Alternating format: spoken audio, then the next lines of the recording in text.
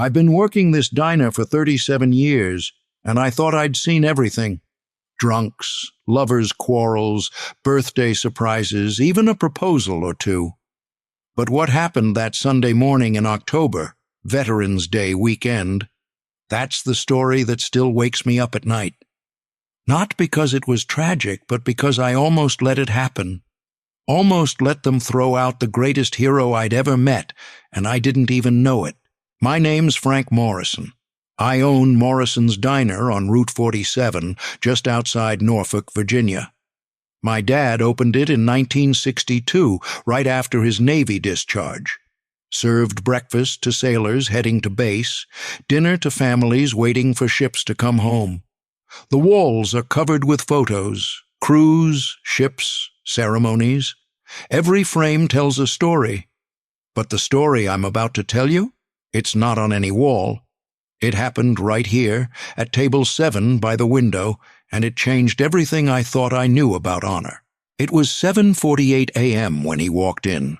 I remember the exact time because I was refilling the coffee maker and glancing at the clock, wondering if we'd be busy. Veterans Day weekend usually brought crowds, families visiting Arlington, reunions, that sort of thing. But this man came alone, thin as a rail, maybe 80 years old, wearing a brown coat that had seen better decades. His hair was white, not gray, but pure white, like snow that's been there all winter. He moved carefully, left hand gripping a metal cane, right leg stiff. Prosthetic, I realized, catching the dull metal shine beneath worn jeans.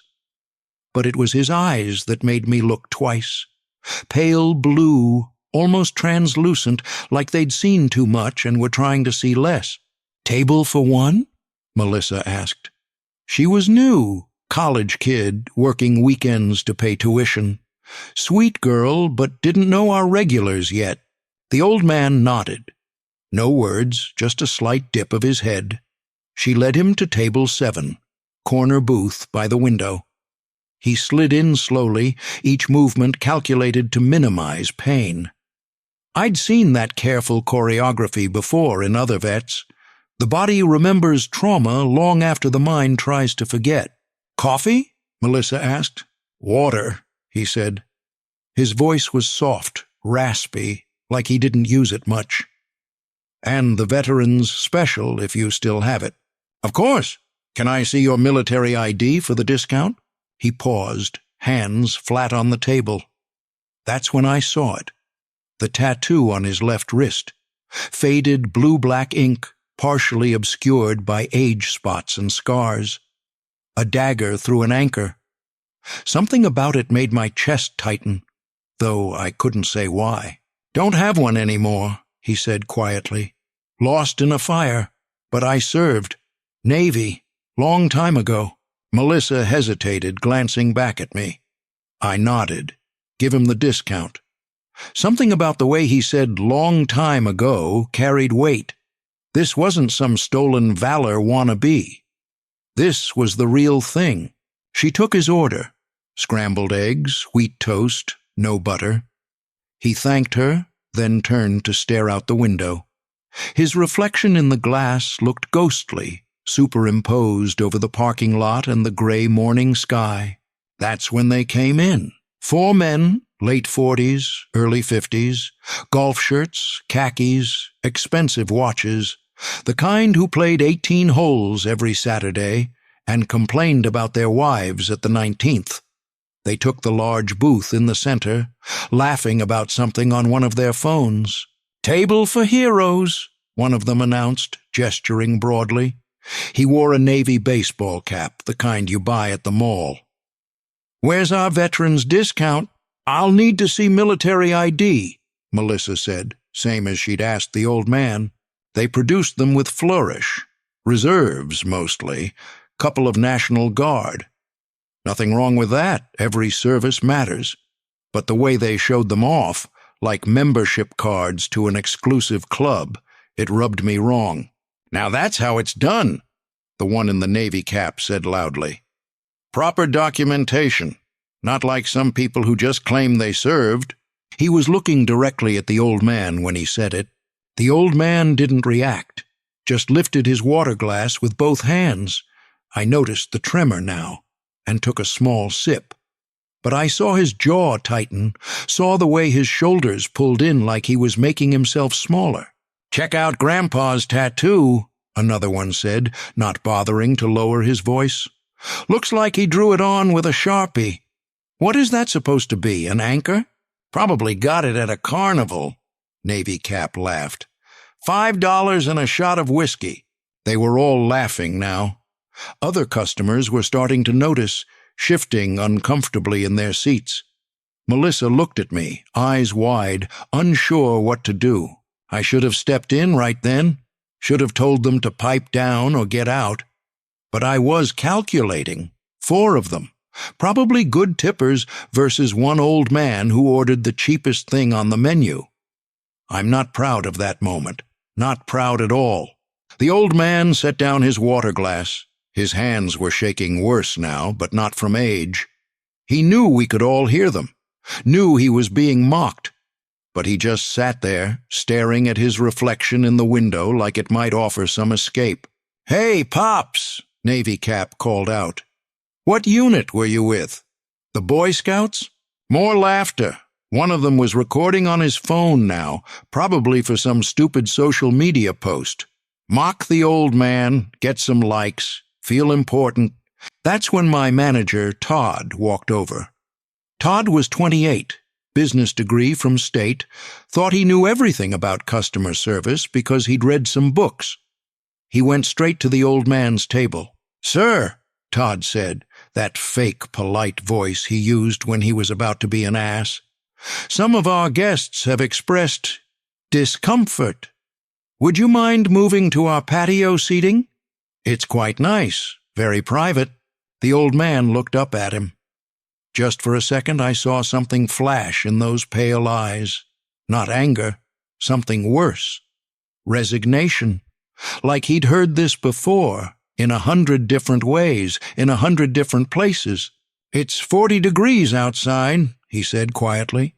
"We have heat lamps," Todd insisted. "I think you'll be more comfortable there." The center table was watching openly now, Navy Cap grinning like he'd won something. The old man's shoulders sagged. He reached for his cane, started the slow process of standing up. His prosthetic caught on the table leg, and he stumbled slightly. Nobody moved to help. "That's right," one of them muttered. "Shuffle on out, faker." That's when I saw the tear. Just one, rolling down the old man's weathered cheek. He didn't wipe it away, didn't acknowledge it, just kept moving toward the door, dignity wrapped around him like armor made of tissue paper. I found my voice then, but it was too late. "Todd, what the hell are you—" "Company policy," Todd cut me off. "We maintain a comfortable environment for all guests." The old man was at the door now, struggling with the handle while balancing his tray and cane. Through the window I watched him make his way to the furthest patio table, right at the edge where the wind would hit hardest. He sat down heavily, pulled his coat tighter, and stared at his cooling eggs. The center table had gone back to their conversation, victory achieved. Other customers were pretending nothing had happened, that American talent for looking away when conscience gets uncomfortable. Melissa was standing by the coffee pot, looking like she might cry. I was about to go outside, to hell with Todd and his policies, when the bell over the door chimed. A young man walked in, maybe 25, 26, black jacket, military crisp haircut, the kind of posture that made the room automatically give him space. He scanned the diner methodically. Exits, occupants, threats. His eyes stopped on table 7, now empty, then tracked to the window. Through the glass, the old man's tattoo was visible as he reached for his coffee with shaking hands. The young man went absolutely still. I mean, still like carved stone, like his heart might have stopped beating. His eyes were locked on that faded tattoo, and his face— I'll never forget his face. It went from confusion to recognition to something that looked like awe mixed with fury. No, he whispered. Then louder. No fucking way. Todd started toward him. Sir, language. The young man's hand came up, and Todd stopped like he'd hit a wall. There was something in that gesture, the absolute authority of it, that made everyone in hearing distance freeze. He walked to the window, still staring at the old man outside. His hands were clenched into fists, knuckles white. When he spoke, his voice carried across the entire diner. Which one of you asked him to move? Nobody answered. The center table had gone quiet, suddenly very interested in their coffee cups. I asked a question. He turned from the window, and I saw his eyes clearly for the first time, dark, furious, with the kind of controlled rage that made you grateful it wasn't aimed at you. Which one of you disrespected that man? Todd, stupid Todd, chose that moment to assert his authority. Sir, I'm the manager here, and I— You? The young man stepped toward him. You sent him outside? He was making our guests uncomfortable, Todd stammered. We have policies. Do you know who that is? His voice was deadly quiet now. Do you have any idea who you just sent out into the cold? Some old man who claims to be a veteran but can't prove it, Navy Cap said from the center table, trying to reclaim his earlier bravado. Probably never served a day in his life. The young man's head snapped toward them. He walked over slowly, deliberately. When he reached their table, he pulled out his phone. You want to see proof of service? He scrolled through something, then held up the screen. This photo was taken in 1969. Task Force 116, Mekong Delta. See that young sailor, front row, second from left? They leaned in reluctantly. The photo showed a group of young men in Vietnam-era Navy uniforms standing in front of a patrol boat. One of them, skinny kid who couldn't have been more than 19, had a familiar tattoo on his wrist. That's your faker, the young man continued. Petty Officer First Class Walter Reed. That tattoo? It's not some carnival prize. It's the mark of SEAL Team 2's first operational platoon in Vietnam. They don't make those anymore. Haven't since 1971. You know why? Silence. Because of the 8 men who earned that mark, only one came home. The rest died in a classified operation that's still redacted in most history books. But we know about it. Every SEAL knows about it. It's called Operation Silent Water, and it's the reason 43 American POWs made it home for Christmas in 1969. My hands were shaking now. I'd heard whispers of silent water. My uncle had been one of those POWs. The young man wasn't done. Walter Reed spent 6 days behind enemy lines, no backup, no extraction plan, coordinating the rescue. When the helicopters couldn't land because of ground fire, he stayed behind to draw the enemy away. Took a bullet in the leg, another in the shoulder, and still managed to evade capture for 2 weeks until a fishing boat found him half dead in a mangrove swamp. Navy Cap had gone pale. How do you know all this? The young man reached into his jacket, pulled out his own ID. Lieutenant Commander Jason Miles, SEAL Team 7. That man out there? He's the reason my grandfather made it home from Vietnam.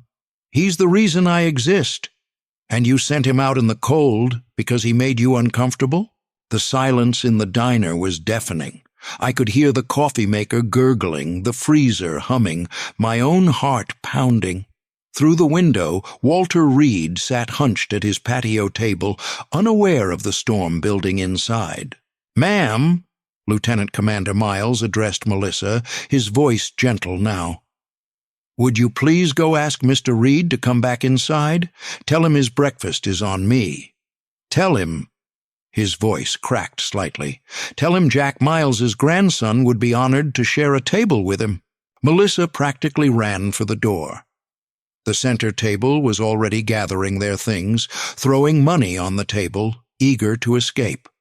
But Miles wasn't done with them. Son, sit down. It wasn't a request. They sat. You're going to wait until he comes back in. You're going to apologize, and then you're going to listen while I tell you exactly who you just disrespected." Todd tried to slink away. "You too, manager. Sit." I watched through the window as Melissa approached Walter. He looked up at her, confused. She was talking fast, gesturing back at the diner. He shook his head, started to wave her off. She kept talking. Finally, she just grabbed his tray and started walking back. He had no choice but to follow. When the door opened, Lieutenant Commander Miles was there. He didn't salute. That would have been too formal. Instead, he offered his arm, the way you would to a grandfather who needed steadying. Walter looked at him, those pale eyes searching. "Son, do I know you?" "No, sir, but you knew my grandfather. Jack Miles, Marine Corps, December 1969. Walter's face changed. The years seemed to fall away as memory surfaced. Jackie Miles, radio operator, hell of a poker player. That's him. Miles was fighting tears now. He made it home because of you, had 3 kids, 8 grandkids, lived to be 86, told us about you every Christmas, about the ghost in the water who saved them all. Walter's legs gave out then. Miles caught him, guided him to the nearest booth. Table 3, right in the center of the diner where everyone could see. I grabbed coffee, Melissa brought his food. The whole place had stopped pretending to eat, openly watching now. "I need to show you something," Miles said. He pulled up another photo on his phone. "Grandpa's funeral 2 years ago. See those men in the front row, all POWs from the Hanoi Hilton. They came from all over the country. Know what they talked about? You, how you gave them hope, how knowing someone was coming for them kept them alive." Walter was crying now, not trying to hide it, just letting the tears fall. "I never knew if it worked. Everything was classified. They said I couldn't contact anyone, couldn't know who made it out. 40 years, I wondered. 43 men. Miles said firmly. 43 men who lived full lives because of you. 167 grandchildren, 512 great-grandchildren and counting. That's your legacy, sir. That's what that tattoo means." The center table was trying to disappear into their seats. Miles noticed. "Gentlemen, I believe you have something to say?" Navy Cap stood up, clearly miserable. Walked over to Walter's table. Took off his mall-bought Navy cap and held it in his hands. "Sir, I'm sorry. I was ignorant and disrespectful. I dishonored the uniform I once wore and the service you gave. There's no excuse." Walter looked at him for a long moment. Then, with the grace that only comes from carrying unbearable burdens, he nodded. "We all have bad days, son. What matters is what you do next." One by one they came over, apologized, shook his hand. By the time they were done, half the diner was crying. Todd looked like he wanted to crawl under a table and die. "Mr. Reed," Todd stammered, "I'm so sorry. Please, your breakfast is complimentary, and if there's anything—" "I'll pay for my food," Walter said quietly. "Always have, but I would like to finish it inside, if that's all right." "Of course. Absolutely. Any table you want. Table 7's fine. By the window. I like to watch the sun come up." As he stood to move, something remarkable happened. An older woman at table 5 stood up. Then a man at the counter. A family in the corner booth. One by one, every person in that diner stood up. Not applauding. That would have been too showy for a man like Walter, just standing, acknowledging, honoring. Walter stopped, looked around the room. His voice was barely a whisper. "You don't need to do that." "Yes, sir," I heard myself saying. "We do." He made his way back to table 7, Lieutenant Commander Miles beside him. As they sat down, Miles asked, "Mr. Reed, do you come here often?" "First time in 10 years, Walter admitted. "Used to live in Norfolk, but moved around a lot. Came back for the Veterans Day ceremony at the cemetery. Thought I'd see if this place still served decent eggs. Where are you staying? Walter hesitated. Here and there. Miles's jaw tightened. Are you homeless, sir? The silence stretched out. Finally, Walter nodded. It's not so bad. I've got a storage unit for my things. Shower at the Y. Sleep rough when the weather's decent. How long? 6, 7 years. Had an apartment, but the medical bills, the prosthetic. He gestured at his leg. Made choices, that's all. Not complaining. I thought Miles might explode. His hands were clenched so tight I could see the tendons standing out. When he spoke, his voice was dangerously controlled. The man who saved 43 Americans is sleeping on the streets? It's not anybody's fault, Walter said quickly. I fell through the cracks. Happens. I'm too proud to ask for help, too old to start over. Like I said, not complaining. Mr. Morrison, Miles called out to me. You own this place? Yes, sir. You have any job openings? I started to say no, then caught myself. What did you have in mind?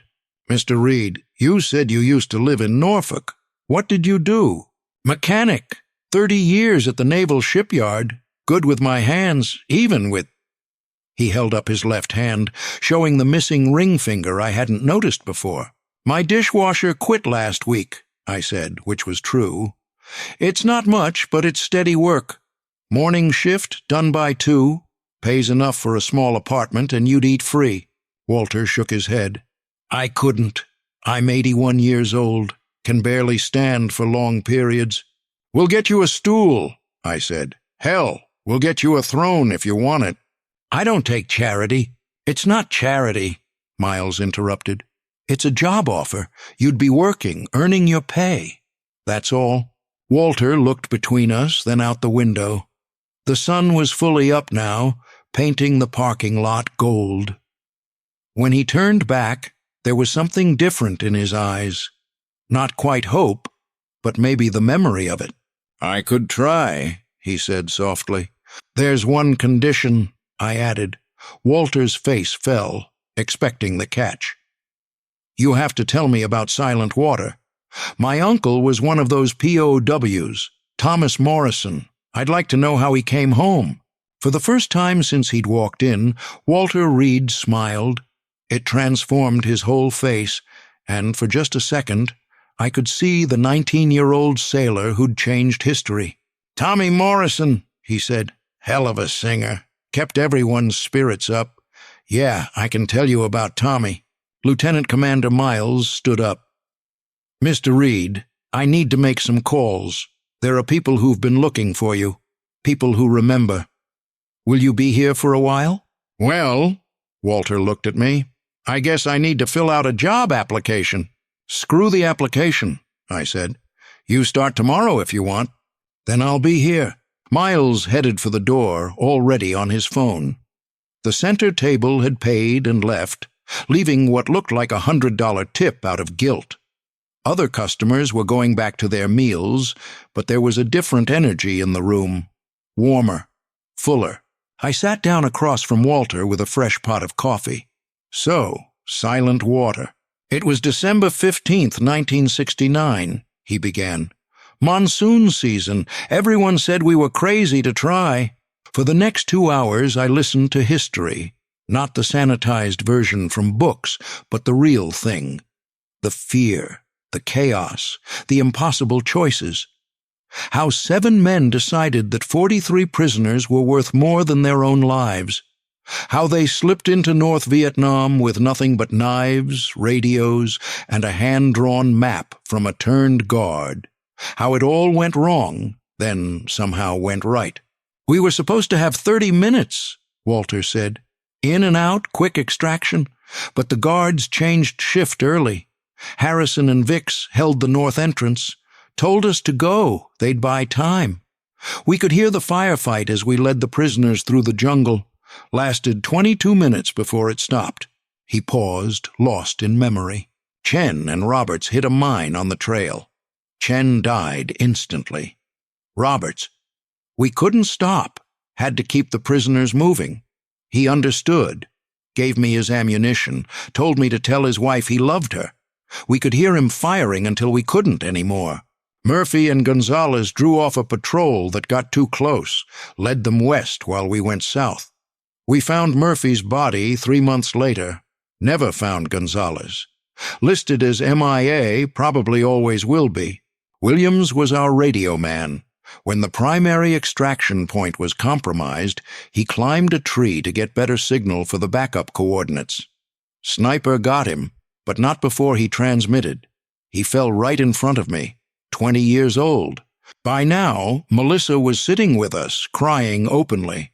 3 other tables had quietly moved closer, listening. That left me and your Uncle Tommy to get 43 scared, sick, injured men to the coast. 10 miles through enemy territory. Tommy was amazing, kept them moving, kept their spirits up. When we finally saw those helicopters, Walter's voice broke. Most beautiful sound I ever heard. But you didn't get on, I said. Couldn't. Someone had to make sure they all loaded, count heads, cover the retreat. By the time the last POW was aboard, we were taking heavy fire. Pilot was screaming at me to get on, but there was a kid, maybe 17, Vietnamese regular army coming around the side. If he'd gotten a clear shot at the helicopter, Walter stared at his coffee. I tackled him. We went into the river together, told the pilot to go. Couldn't risk 43 lives for one more. Tommy tried to jump out after me, but the crew chief held him back. Good thing, too. How did you survive? Luck, current, stubbornness. The kid couldn't swim. I could. Made it to the other bank, hid in the mangroves. 2 inches of air between the water and the roots, breathing through a reed. Stayed there 3 days. Would have died there, but this old fisherman found me. Could have turned me in for a reward. Instead, he hid me in his boat, fed me, got me to the coast. Never knew his name. Probably saved him by not knowing. The diner had gone completely quiet. Even the kitchen staff had come out to listen. They told me it was classified, Walter continued. Couldn't talk about it. Couldn't contact the families. Said it was for their safety, for national security.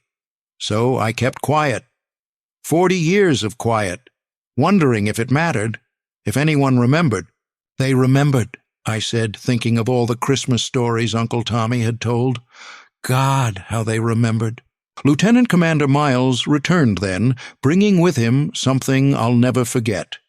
3 men, all in their 70s, wearing Vietnam veteran caps.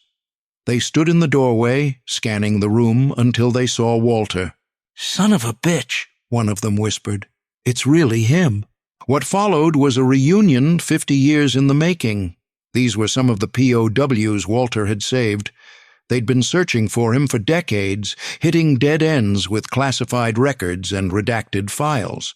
When Miles's photo hit social media that morning, Walter at the patio table, tattoo visible, they'd driven from all over Virginia to find him. We thought you died, one said, gripping Walter's hands. They told us you were MIA, presumed killed. Might as well have been, Walter said softly. Different person came back than the one who went in. By noon, the story had exploded online. Find Walter Reed was trending.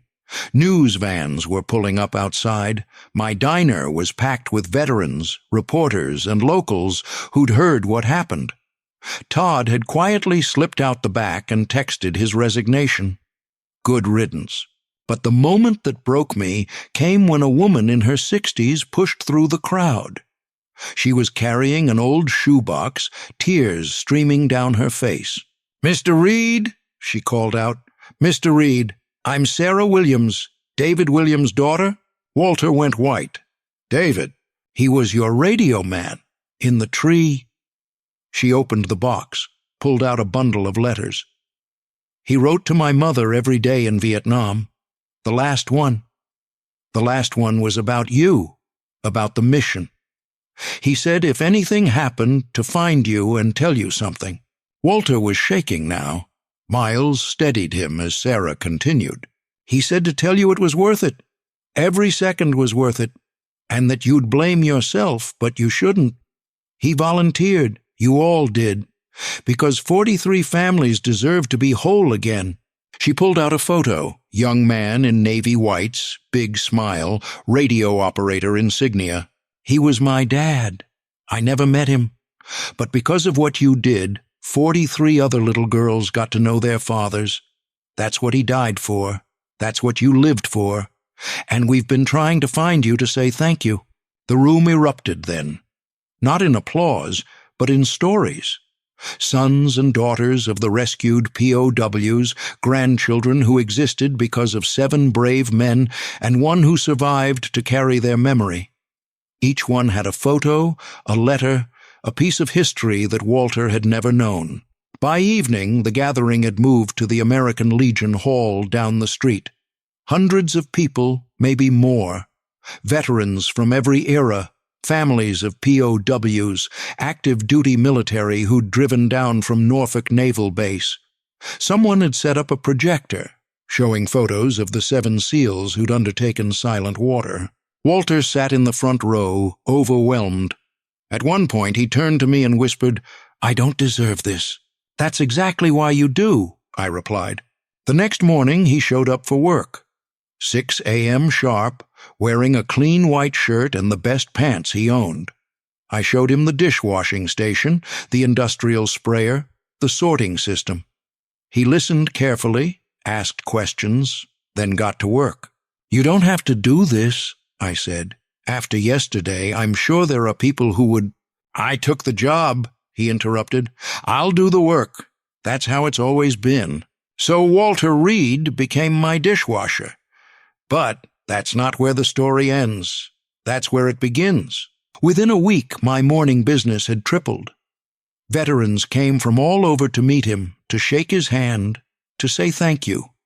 Walter would come out of the kitchen, dish towel over his shoulder, and listen to their stories. Korea vets, Vietnam vets, Gulf War, Iraq, Afghanistan. They all wanted to meet the legend, but more importantly, they started talking to each other. The diner became an informal gathering place. PTSD support groups met in the back booth. Job networking happened over coffee. Homeless vets found resources, phone numbers, advocates. Miles had pulled strings to get Walter's benefits straightened out. Turns out he'd been owed 40 years of back pay due to a clerical error. The VA fast-tracked his claims, got him proper medical care, new prosthetic, hearing aids. But Walter insisted on keeping the dishwashing job. "Gives me purpose," he said. "Place to be. People to serve." One morning, about 3 months later, I found him training a new hire, young Marine, fresh back from Afghanistan, missing his right arm below the elbow. "The trick is rhythm," Walter was saying, demonstrating a modified technique he'd developed. "Don't fight the limitation, work with it. See? Smooth as silk." The kid was hanging on every word. Later, I learned he'd been homeless, too, living in his car, too proud to ask for help. Walter had found him, brought him in, gotten him the job. "We don't leave anyone behind," Walter told me when I asked. "That's the real code, not just in combat, always." By the first anniversary of that October morning, my diner had become the unofficial headquarters of what people called the Silent Water Network. Veterans helping veterans. No bureaucracy, no red tape. Just people who understood showing up for each other. The wall by table 7 was covered in photos now. The original Silent Water team, the POWs they saved, their families, new veterans who'd found help. And in the center, a photo someone had snapped that first day. Walter at his patio table, alone in the cold, dignity intact despite everything. We had it enlarged and framed, put a plaque under it. Honor isn't measured in medals or monuments. It's measured in the quiet courage to keep going when the world forgets you. In memory of the Silent Water 7. In honor of all who serve in silence. Walter hated the attention, but he understood the message. Every morning he'd pause by that photo, touch the frame gently, then head to the kitchen. The dishwasher who'd saved 43 lives and never thought to save his own until others remembered him. There's an epilogue to this story, though I almost don't want to tell it. It makes me too emotional, even now. 2 years after that October morning, Walter didn't show up for work.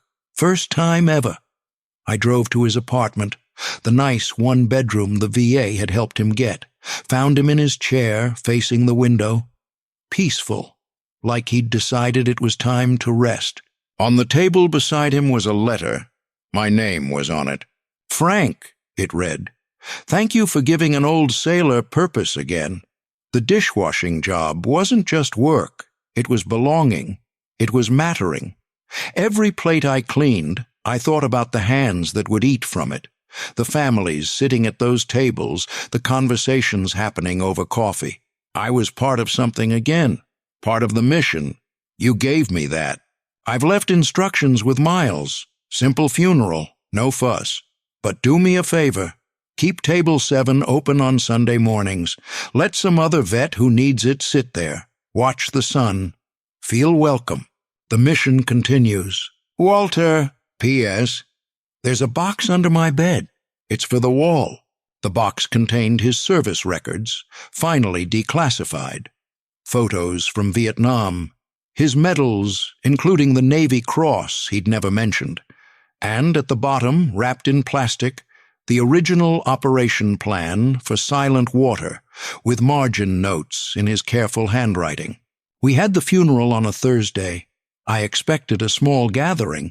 Instead, over 2,000 people showed up. The church couldn't hold them all. They lined the streets, saluting as the hearse passed.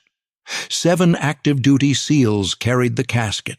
43 POW survivors or their children walked behind it. At the graveside, they played taps. As the last note faded, a helicopter appeared overhead. Navy Seahawk. It circled once, low and slow, then dropped a wreath of flowers into the Chesapeake Bay, visible in the distance. "He should have been on that helicopter in 1969, Miles said at the reception. "We made sure he was on this one." Today, 5 years later, the diner is still here, still serving the Veterans Special. Table 7 stays reserved on Sunday mornings, just like Walter asked. Sometimes it sits empty. Sometimes a vet who needs a quiet place finds their way to it. The dishwashing station has a small plaque now. Walter Reed's Station. Excellence in service continues here. We've hired 14 veterans over the years, all trained in the Walter Reed method. Work with what you have, help who you can, never leave anyone behind. The Silent Water Network has chapters in 6 states now. All informal, all volunteer, all based on the simple principle that veterans help veterans. No applications, no qualifications needed. Just show up. That photo of Walter at the patio table, alone and cold? It's in the Smithsonian now, part of an exhibit on invisible heroes. Turns out someone at that table with the golf shirts had recorded the whole thing on their phone, feeling guilty. They donated the footage. It's hard to watch, but important. Shows how easily we can miss greatness when it doesn't look like we expect. Every October, on the anniversary, the diner fills with families, children and grandchildren of the Silent Water POWs. They come to sit at Table 7, to touch the walls where Walter touched them, to remember. Sarah Williams brings her grandkids, tells them about the grandfather they never met and the man who tried to save him. Lieutenant Commander Miles, retired now, still comes by every Sunday, still orders the same breakfast Walter did, scrambled eggs, wheat toast, no butter, sits at Table 3 where they had their first real conversation, keeps an eye on Table 7, making sure whoever needs it finds their way there. And me? I'm still here, still running the place, still thinking about that morning when I almost let them throw out a hero. Still grateful I got to be part of his story, even if just at the end. Because that's the thing about heroes like Walter Reed. They don't announce themselves. They don't wear signs. They just show up, do the work, carry the weight. They sit alone at corner tables with their scars and their silence, asking for nothing more than to be allowed to watch the sun rise on another day they weren't supposed to see. Our job, those of us who haven't been where they've been, who haven't paid what they've paid, is to see them, to make room, to remember that the thin old man with the faded tattoo might just be the reason 43 families exist. That the dishwasher in the back might have saved more lives than a surgeon. That honor doesn't always come with documentation. Sometimes it comes with trembling hands and a prosthetic leg, standing in the cold because someone thought he didn't belong. Walter Reed belonged. He belonged at the best table in the house. He belonged in history books. He belonged in the hearts of everyone he saved and everyone who came after. But mostly he belonged right where he ended up. In a diner kitchen, washing dishes, training other vets, proving every day that service doesn't end when the uniform comes off. It just finds a new mission. The ghost in the water became the guardian in the kitchen, and every plate he cleaned was another small victory over the darkness that tried to swallow him. That's the real story of Silent Water. Not just the mission that saved 43 men, but the mission that continued for 50 years after.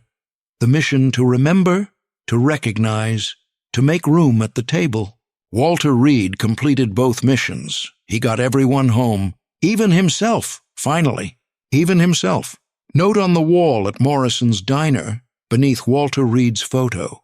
To all who serve in silence, we see you, we thank you, welcome home. Table 7 is always here for you.